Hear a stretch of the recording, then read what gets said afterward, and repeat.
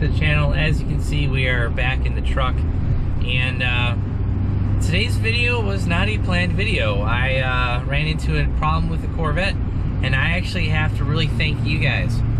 One of my viewers commented on a Facebook post because, you know, when I post to my videos, I also post in various Facebook groups and whatnot, so I do share my videos, you know, through social media with Facebook, Instagram, and Twitter and whatnot. But one of the guys commented on my video about the Edelbrock vented plate, and he said, "Hey, where's the baffle?" And I started thinking about it. I'm like, what are you talking about, where's the baffle? And I started looking into it, and I was like, and I actually went back and watched the video, and there's 4 or 5 different screw holes on the bottom of that plate for a baffle. I guess I didn't read the install instructions. Well, there were none, because I just got the plate by itself.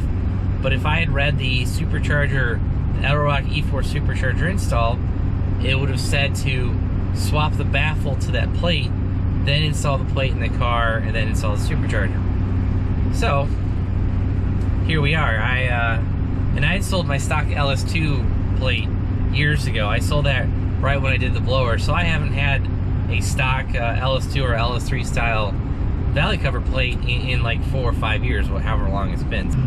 So that was a fun discovery. So I'm actually really glad that the guy commented on the Facebook post, because if I hadn't seen that, I would have put the car back together, I would have put the fuel system back together, I would have put the belts back on, the crank pulley, you know, align all that stuff, and that's hours and hours of work.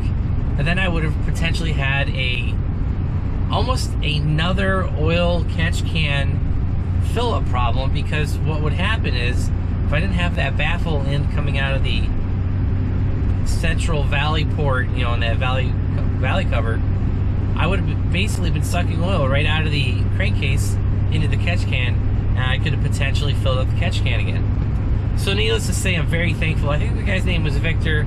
I'll correct that down below. I don't remember what the guy's name was, but really thankful for that guy.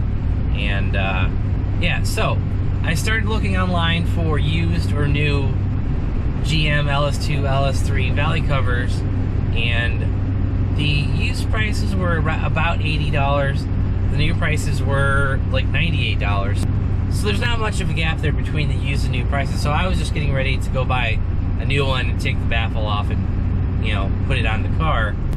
But so I just put a post out there saying, hey, does anyone have an baffled LS3 valley cover? And my tuner actually replied. Mark at PCM, I believe he's the office manager. So Mark replied back to my post and said, hey, we've got plenty of those sitting around, and we'll sell you one. So sent him a PM, we agreed on a price, and so now we're headed up the road to Mooresville, and we're going to PCM, and I might make an appointment for my car too, just see how far they're out and go from there. But yeah, so head up to PCM, pick up that valley cover, then we'll head back home. Hey guys, we're back at the house, and as you can see, we're in the shop yet again, and we've done a little bit of work over here. We have the supercharger removed, we have the valley cover plate removed. Here's that blower, and over here we've been doing a bunch of work on the valley covers. So this is the LS3 valley cover that I picked up from PCM, and as you guys can see, there's a whole bunch of silicone gasket kind of all over the place. And over here is our new Edelbrock valley cover plate. Well, here's what I took off of it. This took me, it only took like 5 minutes to unbolt it, but this thing is siliconed in place with almost like an adhesive. And to remove this, basically what I did was I heated up one corner of it, I stuck a small screwdriver on it, then I used a razor blade and just simply cut my way around the gasket. I heated it, I didn't heat it every time with the hairdryer, but you know, maybe every 6 inches I heated it up, kind of where a spot where it got tight. Cut it around it with a razor blade, and then I just cleaned off the edges here with that razor blade as well. You just want to make sure you get all the silicone off of the gasket surface that you're going to be playing with here. And then basically what's going to happen is our valley cover baffle is going to screw onto here. Oh, and I forgot, These are 8mm bolts. So we're going to actually be using this Permatex Ultra Black to basically, you know, seal this baffle off from the rest of the motor. And I got the Ultra Black because this is the heavy duty oil application, and this is the highest resistant to oil that I believe Permatex makes. So we're going to lay our bead on here first, and then we'll attach it to the valley cover plate, and then we'll grab those 8mm bolts like we were saying, screw all that down, and put this into place.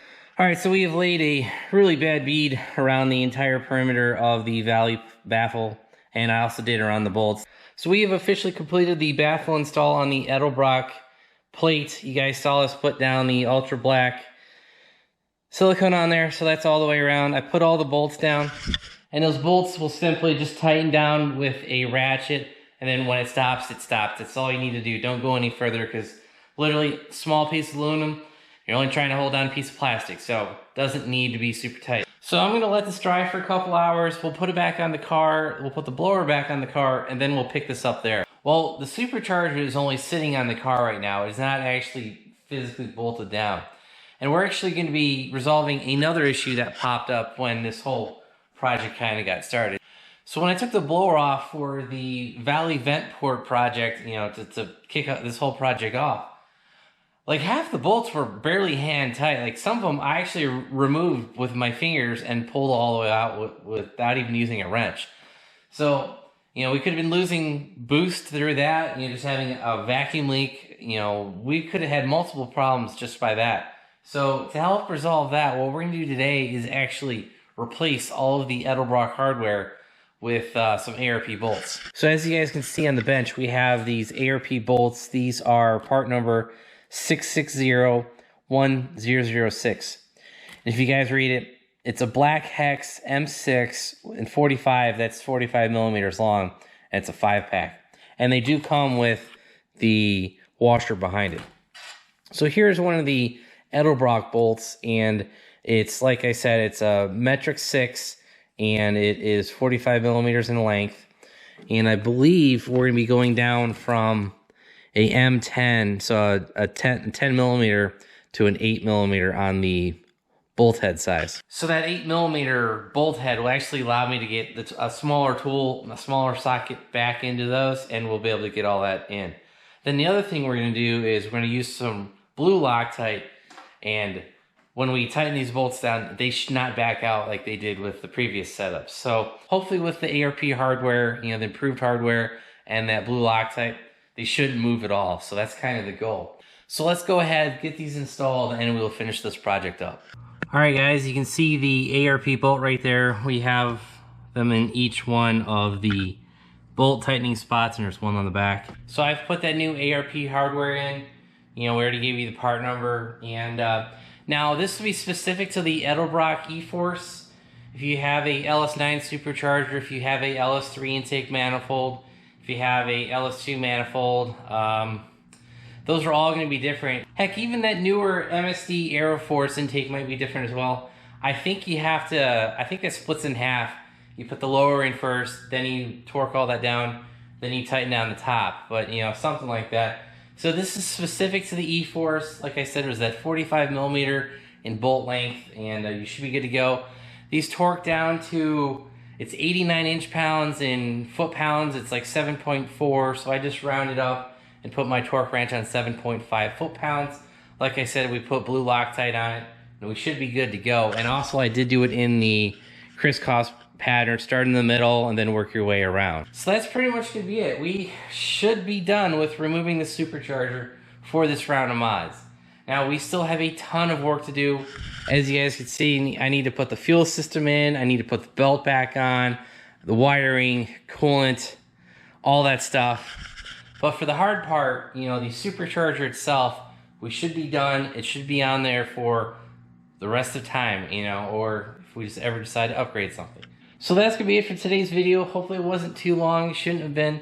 You know, it was simply removing the supercharger, removing the valley cover, swapping that baffle over, siliconing it, putting the hardware on, putting the plate back on, putting the blower on, and finally wrapping up with this ARP hardware install. And that should be it. I do want to give a personal thanks to Nick. I'm not sure if he's a subscriber, but he did comment on my post on Facebook, so thanks again. Yes, you're not Victor, it is Nick. I've edited this video over multiple days, so that's when I discovered the guy's name was Nick. So I want to say thanks again. And yeah, so if you guys like this video, give it a big thumbs up. If you want to see more videos, especially the dyno video that we haven't scheduled yet, but they'll be coming up soon. If you want to see that, make sure you hit that subscribe button. And if you guys want to know when I upload new content, make sure you turn on the bell notifications. And if you guys want to help support the channel, click all the links down below and make sure you check out our website, BonecrrusherSS.com. Thanks guys. Have a great one.